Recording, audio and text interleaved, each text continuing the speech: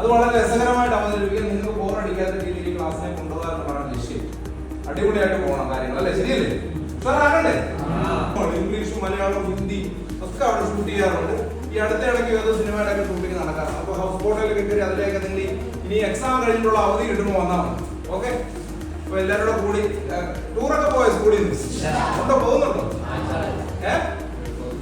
ഇപ്പൊ എന്തായാലും നമുക്ക് കാര്യത്തിലേക്ക് കടക്കാം. ടൂറൊക്കെ പോകാൻ ഇനി ഒത്തിരി സമയം കിട്ടും. കാരണം നമുക്ക് അതിനേക്കാൾ വലിയൊരു സംഭവം വരാൻ കിടക്കണം, നമ്മുടെ മെയിൻ എക്സാം അല്ലേ?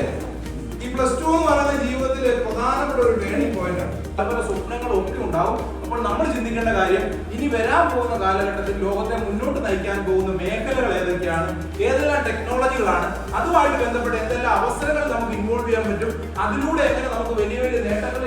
മനസ്സിലായ ചോദ്യം? അങ്ങനെ എത്ര രൂപ വരുമാനം വേണമെന്നാണ് ആഗ്രഹിക്കുന്നത്? എന്നോട് പറഞ്ഞു